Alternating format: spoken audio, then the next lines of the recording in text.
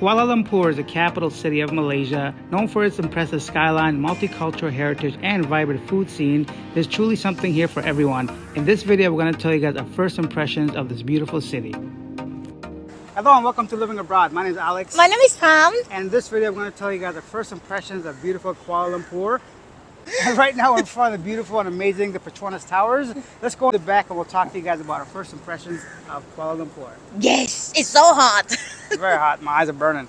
Before coming to Malaysia, I had no idea what to expect because I didn't watch any videos. For me, I don't like doing that before going to a country because I want to be completely surprised. And the biggest surprise for me is how developed Malaysia, Kuala Lumpur is. As you can see behind us, the Kuala Lumpur Petronas Tower is outstanding. I've seen this before in some pictures, but I didn't realize how impressive it was, right, Pam? What do you think of the Petronas Towers? It's just beautiful because like the way the building is, the design is not just like the building that we used to see. It's even like impressed me because like this is my first time as well. For sure, it's really unique. It's not just rectangles. It's not just the Petronas Towers. Everything around the city is very, very beautiful. Yeah, they will have like spy on top. Yeah, they have something, right? I heard that Malaysia has the second world tallest tower. I'm not really sure if that's true anymore. Regardless, the buildings here have been very impressive. It's very modern, very developed. Even like the railroad system, the metro, the MRT, lots of like taxis, grabs, even scooters that you can rent to go around the city itself, right, Pam? Yeah, and like I would say the footpath is friendly for everyone, even like disabled person, because I saw they have the sign that when the blind people can touch it and then they can walk alone. They're very conscious of disability and blind folks as well. They have footpaths, ramps, and many other things. So I was very impressed with the development of Malaysia itself. That was my first initial impression of this place. The second thing is how green this beautiful place is, right? So not only do you have all the beautiful buildings, the concrete jungle, right in the middle of it, you can find a park, maybe a fountain, some beautiful trees that I've never seen before, different types of vegetation.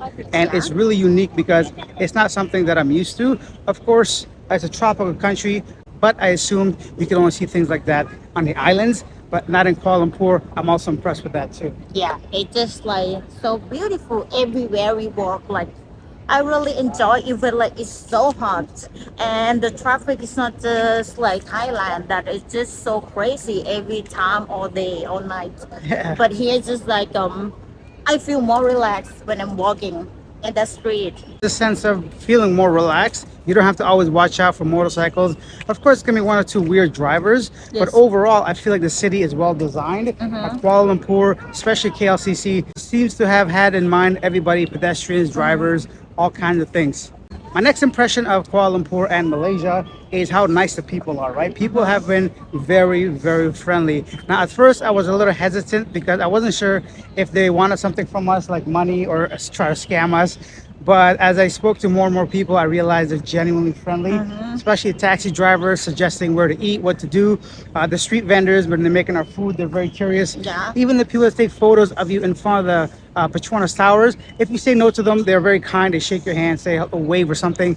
One of my other first impressions here was how hot and humid it is. It surprised me that's even hotter than Thailand, right? I thought Phuket was going to be hot and humid, but Palm's laughing all the time, so I don't know if she wants to say something or if she's happy to be here. No, because like someone just walked past her and they couldn't stop staring. Yeah, I think he must not be from Malaysia because Malaysian people seem to be very polite compared to that guy that would not stop. I mean, I'm wearing a YouTube t-shirt, so maybe they were just looking at that. But people have been kind, and the humidity has been more than I expected. I'm sweating, as you can see. It's very hot, so I recommend bringing a hat, maybe a napkin or something, because the humidity here gets out of control sometimes. So go ahead and do that. I just want to show that I kind of impressed how they handle about the humid here in the middle of the city, because they have like free water park over there. Oh, they do. Check this out, free water park.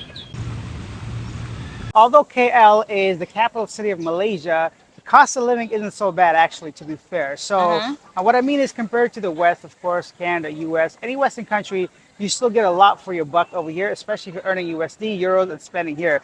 So whether you're renting an apartment or eating food here, you can get like meals for 4 to 6 USD, which is between 14 to 24 ringgit, right? And transportation like Grab, Metro, all these things are relatively cheap. It's actually really cheap for me to get around. What do you think about cost of living here compared to some other places you've been to? It's kind of surprised me because it's kind of expensive though. I'll be honest. It's just like coffee, I would say, because I love coffee, right? It's like it's hard to find the low costing. So normally it start at around 10 ringgit. Yeah, you're right. That's one thing I noticed as well. If you want good coffee, at least with proper beans and proper coffee, it's not Yeah. very cheap compared to some other countries because I Yeah. haven't seen any coffee vendors on the street, no local Yeah. stalls. That's I'm sure true. we're not going to the right places because we're new and we don't know.